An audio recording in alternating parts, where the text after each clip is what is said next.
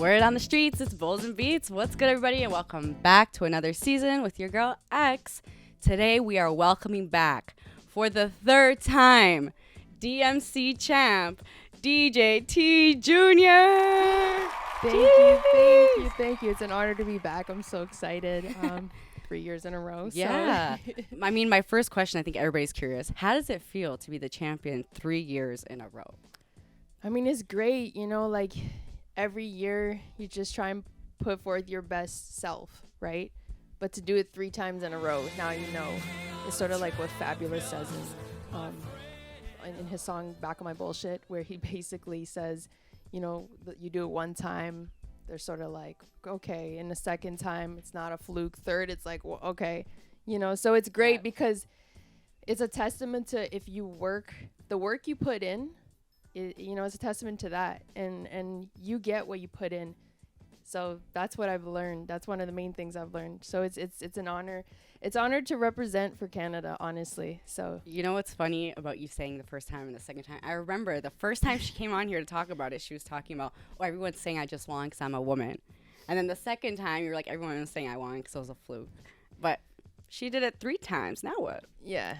I mean, now what? You know what? People are always going to have their opinions. And for the most part, people have been supportive, at least to my face. So, you know, but here's the thing. And I think I've mentioned this in the last 2 podcasts, which is I don't let it bother me because it's most of the time when someone does have something to say, they're not even on the stage or they're not even playing in the court. True. You know, I don't know where they are, but they bought tickets, you know, somewhere in the crowd. Yeah. So something like that. It's like, it's all good. You know, but that's true. And it's always the ones that like have it accomplished there, don't know what it takes, that do the talking. Yeah. Yeah. Like, it's so easy to talk behind a screen. Yeah. We're talking about you, Red Bull guys.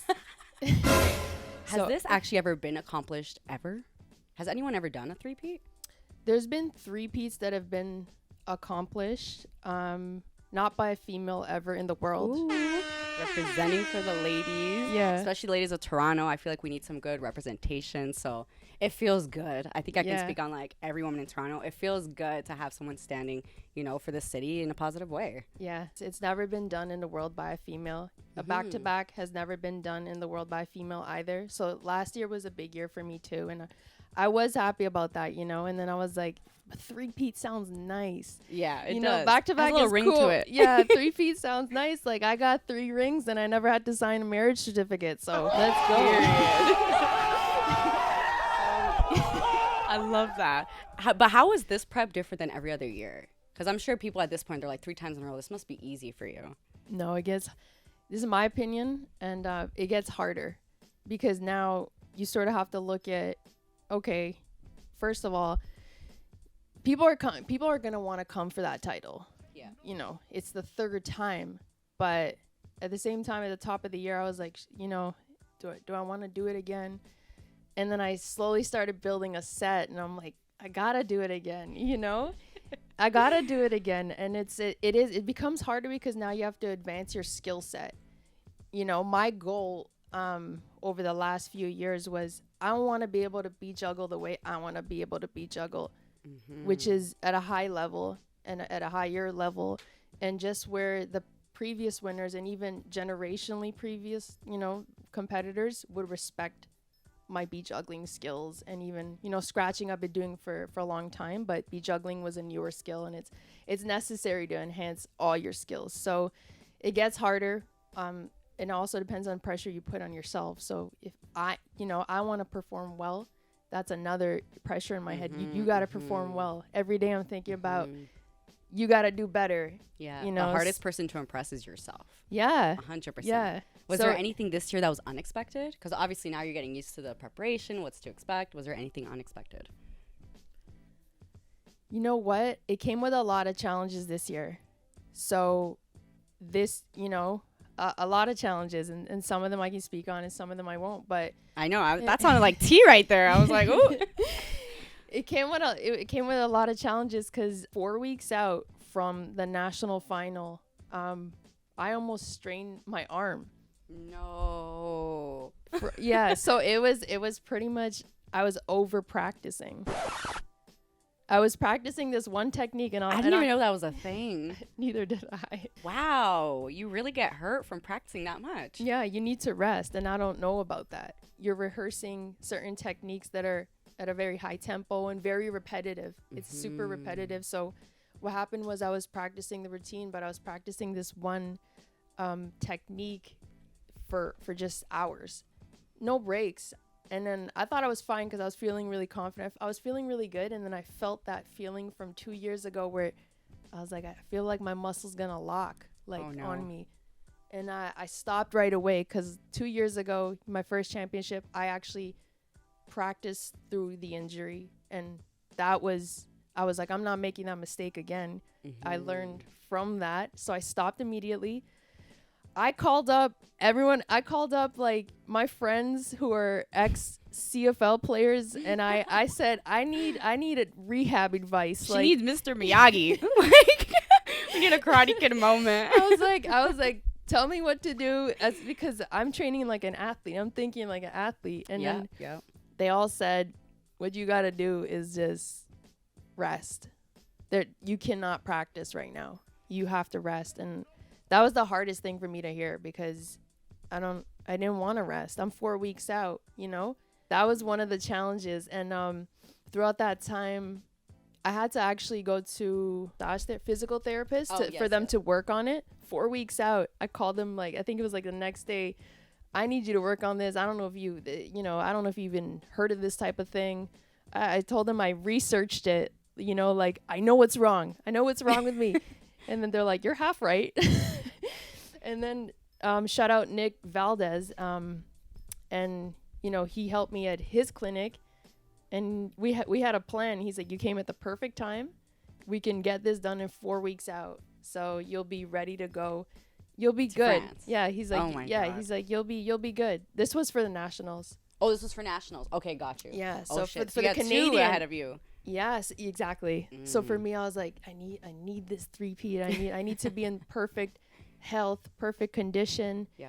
And it was just I actually like that you brought that up, because I feel like a lot of people, especially when they're focusing on their craft, they overwork themselves. Yeah. And people overlook the importance of rest. Yeah. Like when you crash out, whether that's physically, mentally, like it's not worth the consequence, right? Of you like continuously working through the period of rest that you need, just end up crashing out. So it's great that you rested, because clearly it was worth it. This doctor in the States, Jason Hooper, helped me out. He helped me out, and I told him, listen, like all those exercises and everything was worth it. I won, thank you. So thank you, So it felt like a community. Yes. Felt like a community. You had like a little pillar of community supporting you. Yeah. No, that's really important, because clearly that got you the championship, which led you to World Finals. How was that? It was amazing. I never been to Paris. I don't know if you have. Me neither. No. So living vicariously through you. It was great, because this year, doing it for the third year in a row, you kind of know what to expect in a way, and what things to look for, and how you could adjust, your performance based on the previous years. So this year I kind of knew what I had to do for myself, and even down to like the technical standpoint. So how my equipment has to be set up, using in-ear monitoring rather than the booth and stuff like that. And I did the best work on that stage in Paris. I was excited to represent, for Canada. Yeah. It's a different type of feeling. The competitors this year, I would say there were a lot more, and there was a higher level of competition, in my opinion.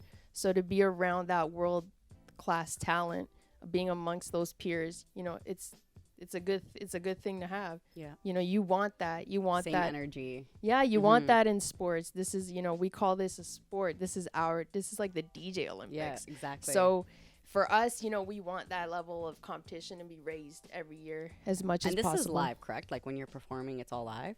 Yeah. So live. Did anything ever go wrong while you were performing live? It went wrong for a lot of people. So a lot of people ran into technical issues, whether it was, I don't know if it was sound issues for some people, maybe connection issues, like, connecting the gear to your laptop. It could be anything. That's why I think it's so important for sound check to happen on the world stage every year. So my goal this year was to do the best 3-minute performance for my eliminations as possible. So for that, I kind of got in the mind state of, you've practiced this a billion times. It's, just do your best. The goal, just take it one step at a time. The goal is to get to the 6 minute, of course, but you want to do your best in 3 minute.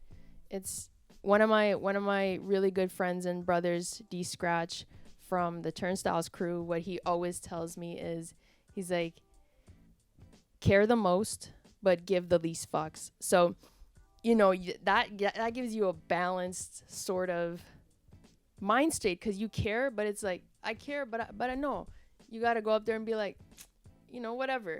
I don't care. But I care a lot. But like, no, you can't be scared to fail or like scared to try.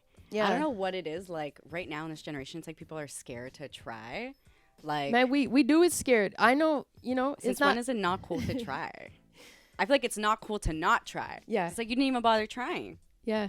I totally agree with you. But it's like, the thing I learned is do it scared. I don't, as long as you do it, you're doing it. Period. I remember the first time you came on here, you were talking about how you were nervous, you were scared. Now look at her.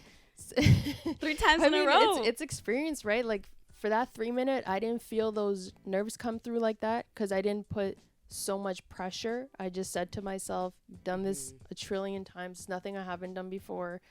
Now it's just in front of a lot of millions of people. Yeah. But so that went well for me, and I'm grateful for being able to do that in my performance there, because I did make that top 10 to not compete in the 6 minute. And it was an honor, to be able to do 6 minutes in front of world-class judges and this crowd in Paris and your world-class peers. And then it was live streamed, so people from around the world are watching. It's an honor. That's my W. So I was happy, Yeah. And let's just remind everybody, you didn't just make it here off a coincidence. Like, this isn't just fluke. Like, this is hard work. This is acting professional. Like, real quick, just to give you your flowers, like, you're one of the most professional people I have ever, like, come into contact with. Like, you're so serious about your goals and your career. It's honestly inspiring. And I'd love to have you on the show, because I feel like that's what Toronto artists need to see right now. Toronto creatives, right? They need to see that, okay, like, you need to move professional in order to be taken seriously. You know what I mean? Like, so many people want to be treated professionally, but don't know how to move professionally. And I feel like that's a huge issue in Toronto, especially when working with women. Like, a lot of men don't know how to move professionally. And it's like, if you want to get taken seriously, you got to move seriously. Exactly. And you make serious moves three years in a row. Like, it's a difficult arena as well, in terms of, if you want, in my space, where it's very niche and very competitive, it's 99% males.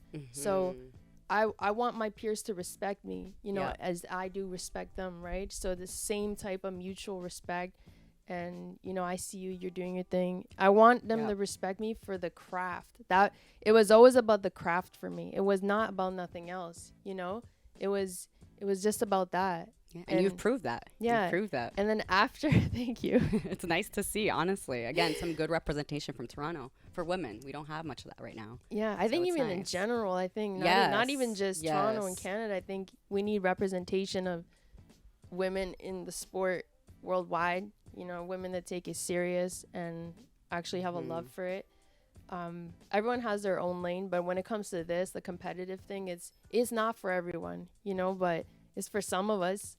Like I told some of my friends, in order for you to, in my mind, I kept talking about Paris before Paris was a thing for me. I just kept saying, you know what I'm going to do in Paris? You know what I'm going to wear in Paris? And then my friend goes, wait, did they announce the winners? I said, no, I just don't see it any other way. I don't see it any other way, because first of all, you got to put in more work than I did this year. And second of all, you got to be a little bit crazier than me. I didn't see it from no one, like I knew people were coming this year. And I think there were people that, they tried, but there's always next year. there's always next year, but the thing is to do your best work, and you know, it's a lot of sacrifice and isolation, so a lot of people aren't willing to do that. And as Kobe said, you know, people are busy doing other things. So I know people are caught up in doing gigs even. I know that's still DJ related, but I would give up work just to practice for free. You know, it's that type of sacrifice where I'm like, the ROI in this is much more for me, is much more meaningful, you know. And then the difference between this year and any other year, you know, when I first started doing the DMCs, you know, I've been competing for 8 years straight. Not the DMCs, but competing. You know, when I looked back on my resume, I was like, wait, I've been competing since 2016. Yeah. That's almost 10 years. Like it's heading there. God damn. I am your mother. I'm like, how old are we? Wow. That's crazy. Yeah, so but then again, goes to show a lot of people think this happens overnight. Like, no. You got to work for it. Yeah, it's a lot, right? So I've dedicated the last 8 years of my life to competing. 2016 was a DMC scratch competition. It was a national. That was 2 minute. That was just to break the ice. And I was terrified, you know, and I was like, I got to do it if I want to do it. Yeah. And it was myself, and I still have the flyer. I want to say it was myself and like 16 other guys. It was a crazy year. And then that is crazy. 2017, I think I was starting to get serious about competing, but I knew I wasn't ready skill wise for the 6 minute DMC. So what I did was I kind of prepped myself for the 2018 Red Bull freestyle competition. I placed third there. Then I think 2019 I did Goldie Awards. That's top 8 worldwide with A-Track. And then 2020 was COVID. Doesn't count. 2021 I was like, you know what, let me try the 6 minute. Got second. 22, 23, 24 DMC Canada. Jeez. Yeah, it all works out if you work, right? And I also did IDA, which is another world competition. 2023 I did that as well. And it's been an honor. But when I look at the journey, that is the dream, you know. Winning, when you win, people think that when you win, it's this big impact, or I'm gonna feel different. It's not like that. It's like you should feel happy all along the way, or grateful that you're in this, you're chosen for this position to do this, right? So it's an honor to do that. Yeah. Do you plan to keep this streak going? I mean, it's become a streak at this point. Like, it's a winning streak. I keep planning to interview somebody else, like the next champion, but every year it's you. So welcome back. You know, man, I'm 50-50. I mean, I don't know yet, because right now it's still fresh, and I think I want to take time to just enjoy this moment. Can I give you advice? Give them no mercy. Give them no mercy. You know, the 3-peat was nice. I liked it. As soon as I won, people hit me up and said, so when's the 4-peat? I said, can you guys relax? Let me enjoy the moment, you know? But the cool thing is next year it's in Tokyo. So oh, no way. Yeah. Oh, that's cool. So you gotta go. That's a good look, you know? So it'll be fun. I've always wanted to go there. I've been to Asia before, not Japan, but we'll see. We don't, like I said, I'm enjoying the moment right now. And, and that's all we got. Yeah. Honestly. But speaking of acting professional, I know something happened in Paris between you and a security guard. I mean, your set might have went well, but let's talk about behind the scenes for a second. You got into a little 1-2 scrap with the security guard? Okay, so this is what happened. So after my 6 minute, you know what? My sister and my friend traveled with me to Paris, which is super commendable because they didn't have to, but they came out. They came. We're gonna support you, and it was beautiful to have my people there. So that's number one. For me, I was like, I have a solid support, and it was really nice to have them there, right? So after the competition, I go into, I exit the stage. I called my sister, where you at? I just need help. And then I said, just open the door and come through. And she's like, they're not letting us through. And I said, what do you mean? Just come through for 2 seconds, for 5 minutes. And security guard said no. And then I opened the door. And at this point, I'm like, I can't believe you won't just let my family come in for. And he knows this is your family. Yes. Oh. And a lot of the competitors went in and out of those doorways, so they knew sort of who we were. And I really don't ask for much when it comes to stuff like that. And no was no. So I slammed the door. And then I had like a suitcase where I put my mixer in, but my mixer wasn't in there. I just took the suitcase off of the shelf where it was. I slammed it all the way away, all across the floor. Her Toronto girl came out for a second. Yeah, it came out. I was like, no, I was in that moment. It was sort of a situation where I'm going to stand up for myself and for what I feel is the right thing, which is I want to see my family right after this. So I was yelling obscene things to the security guard. She's a 3P champion. She can act like a diva if she wants. Oh, that they know me as a diva, actually. She's like, do you know who I am? I was like, so you're not about to play this game with me. And then and I was like, you know what? I'm never gonna see this guy again. And in that moment, that's just how I felt. Would I do it again? I don't know. But in that moment, I did, So the other DJ ran over because he wanted to like mitigate the situation. He doesn't want me to. He's like, what happened? I'm like, you know what? Dino, next year I'm going from DMC to UFC. I'm making a switch. And he starts laughing and we start packing up and You're coming for everybody. Yeah. Literally no one's safe. I was like, no one's safe because security guards, competitors. But, at the end of the day, we have that fierceness within us. So it came out that night and that it was genuine. And you know what? Just because of that security guard, I think you should go back and win. Just to be like, hi, I'm back. Yeah, I'm back. And I brought 1 billion people with me. I'm going to bring a posse next time. But in that moment when you can't see someone, that you want to see, it was.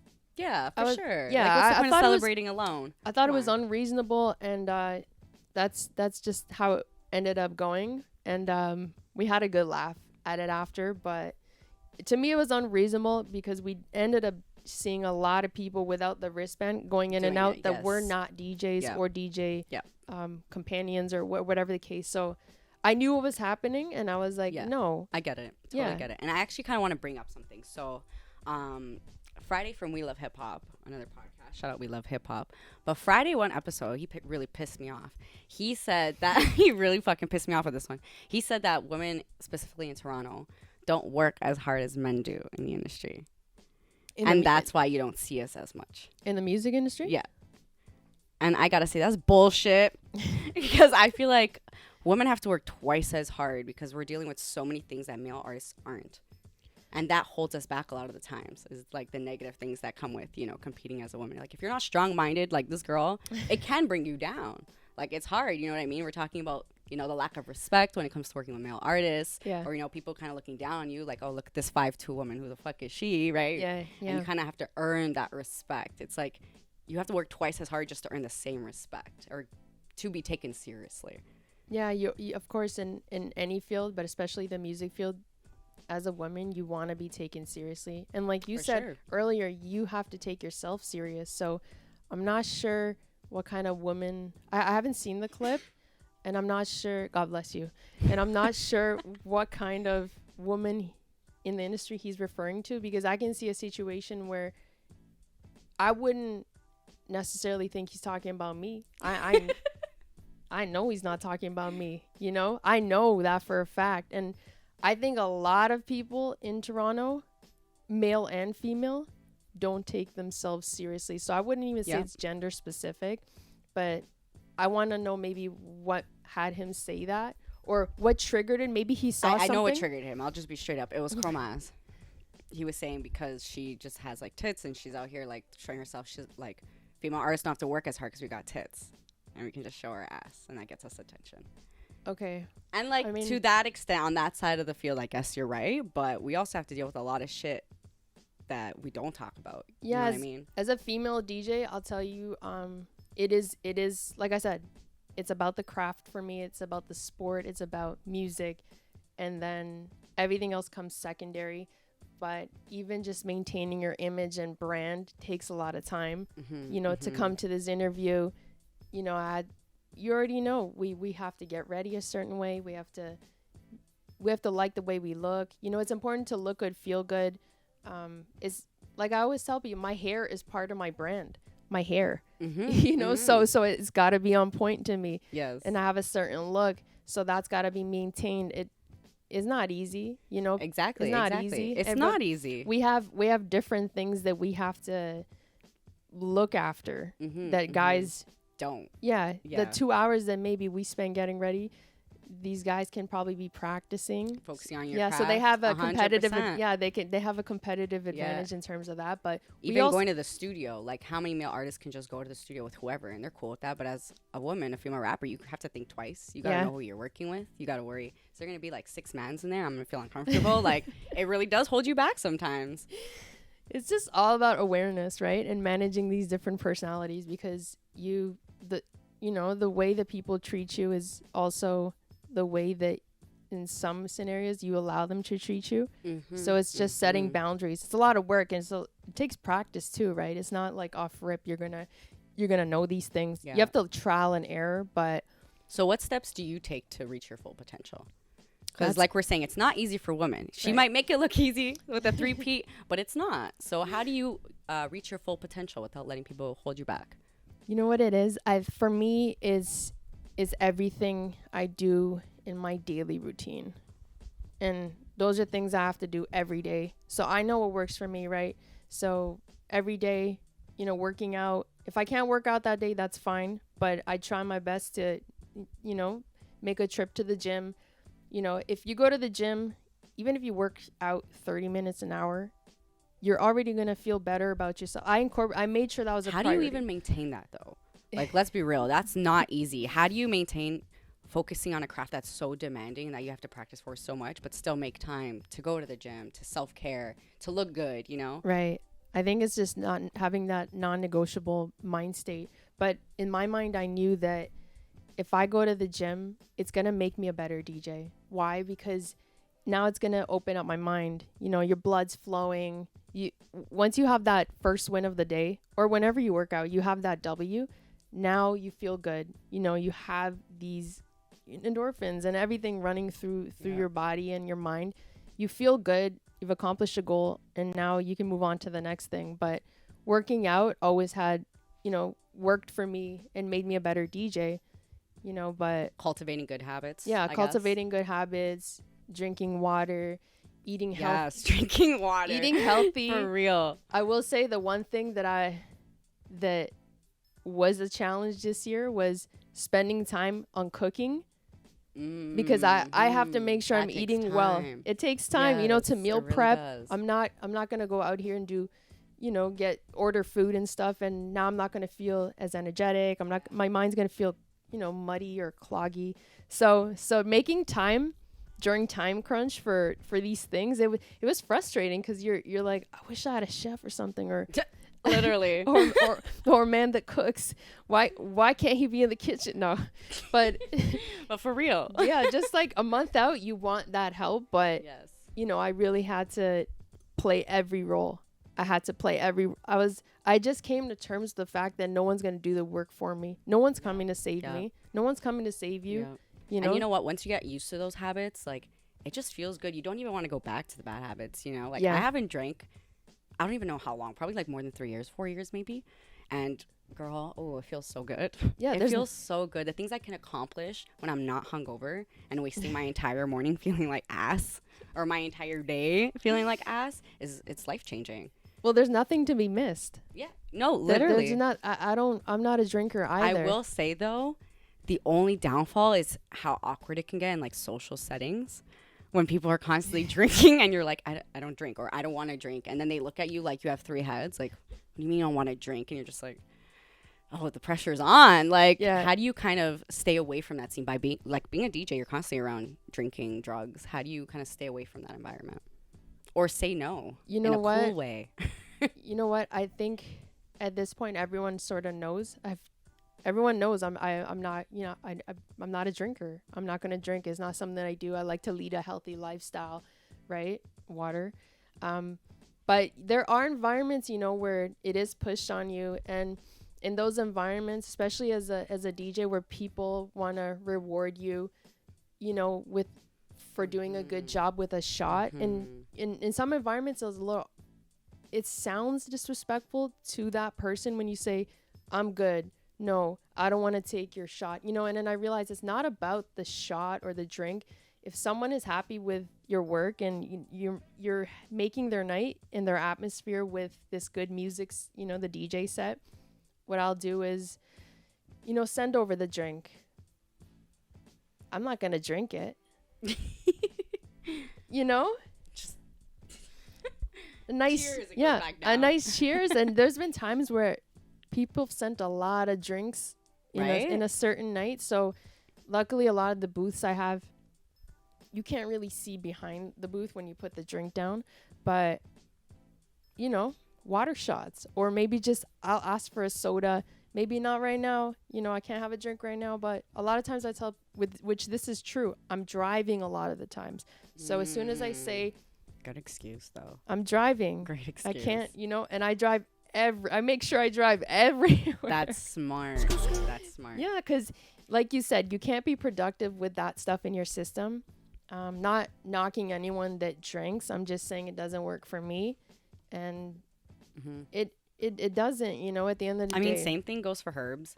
Like, you guys know I'm a herb advocate. I love smoking weed. But if it's to the point where you're noticing it's affecting the good habits that you're trying to cultivate, it's affecting the career you're trying to chase, maybe it's time to put it down.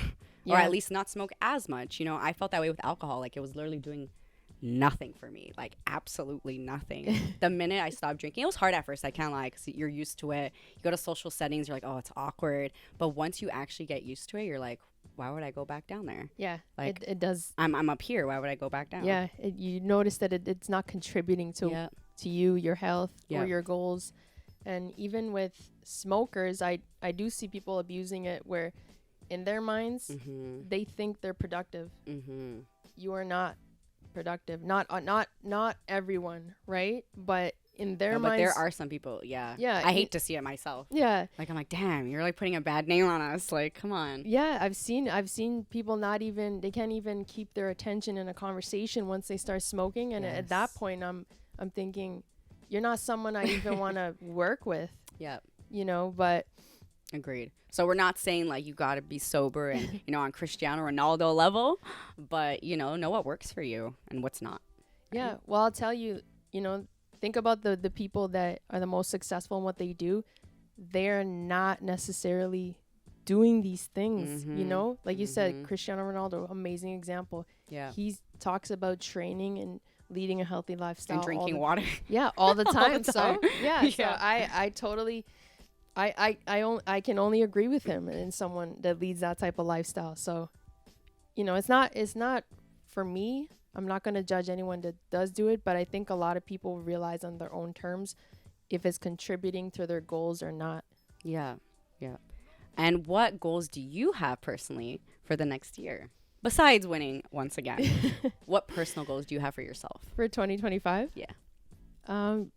That's a great question. I'll mention a few things that are going on right now that is super relevant in the scene and I want to highlight. There's a documentary that's going to come out. It's the Play D record documentary. Play D is it's a iconic, legendary record store in Toronto. The original location was on Yonge Street. Now it's on Spadina. Eugene is the owner. Shout out Eugene. Yeah, shout out Eugene. He's been the guy for years. And they did their first documentary, I believe 2 years ago. Now they're doing a follow-up where the DVD/Blu-ray is an extended version. And they've interviewed a bunch of the newer generation DJs who've also visited the record store and had, you know, had a history with the record store and a relationship with it.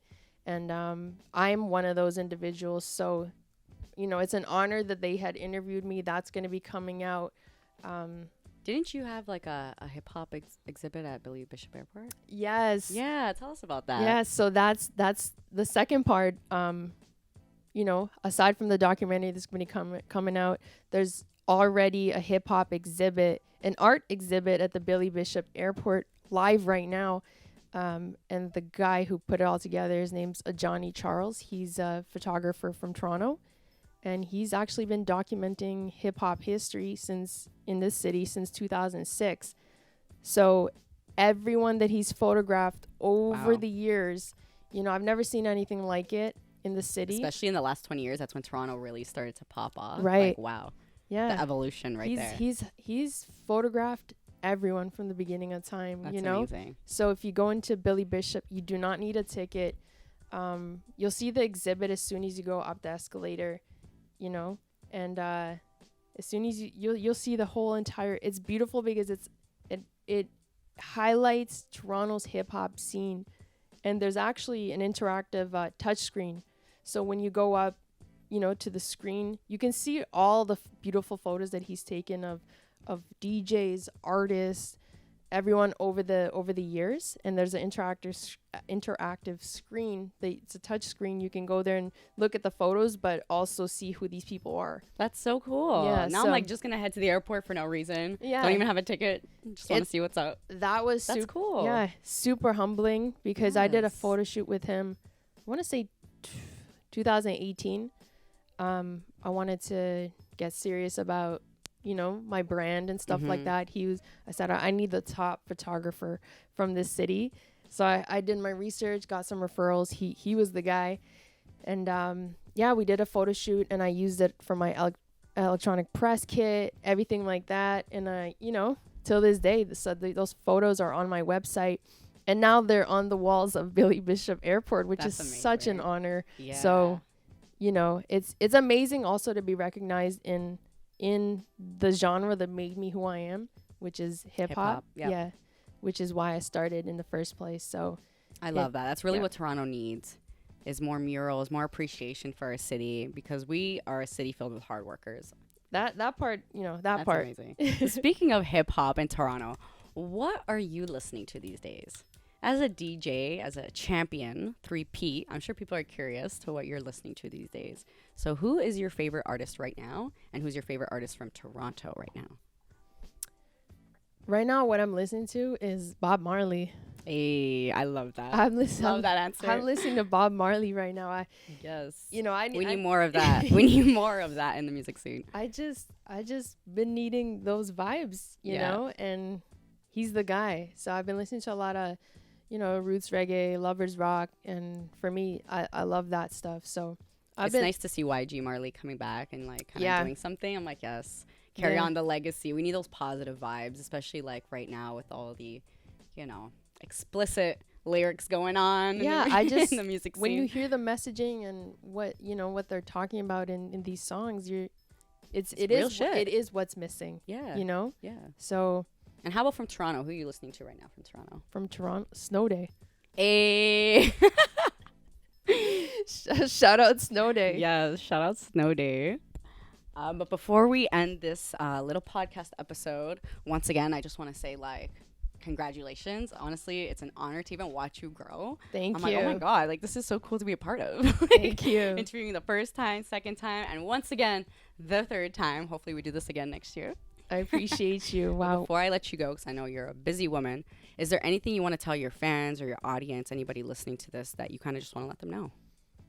Yes, I want to say thank you. I want to say thank you to everyone that's helped me over the years, whether it's mentorship or just passing on knowledge, you know, or just hearing me out. You know, my family support. My sister's been my rock since day one, so I definitely have to shout her out. She's been to these competitions with me. She came to Poland with me. She came to she came to Paris just recently. You know, so anyone that's ever helped me, I have to tell my friends and family thank you. Even just messaging, you know, I was asking for mentorship and just. I don't think people realize the sort of emotional aspect of battling, which is when you go through the motions and the emotions and you're like, how am I gonna deal with this or with this feeling? And then I reached out a lot to D Scratch from the Turnstiles crew, and he helped me through it a lot.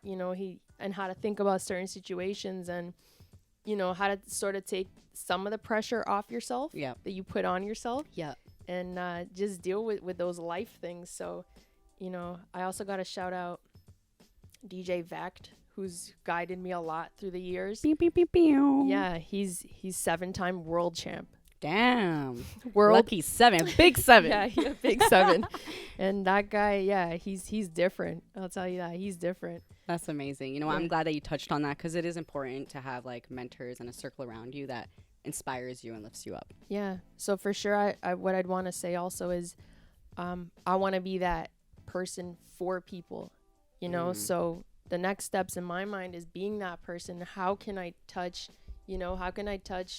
people around the world and inspire them to be their best, to do their best? And even if they're maybe questioning, how do I get into DJing? I want to be the person to guide them through it, and see how I can change the culture for better. Yeah. I definitely want to improve DJ culture and talent in Canada. That's my number one. I think we have a lot of work to do, and I would love to be the change I want to see. Let me tell you something. I know you're saying you want to be that person, but you already are. Like, you're already, thank you. Honestly, like, you're well on your way. You're already inspiring so many people out there and being a great role model for Toronto and, Canada and just women all over the world. So keep doing you, girl. I salute you. Thank you. No worries. So and once again, that. thank you for being on here. Appreciate you. Keep doing your thing. I hope to see you again next year as champion. Thank you. It's been an honor. It's been an amazing chat as always. And thank you for having me. Of course. And to everyone who tuned in, thank you for your support. As always, comment, like, subscribe, all that good-ish. Word on the streets. It's Bowls and Beats. Later. That was a great conversation.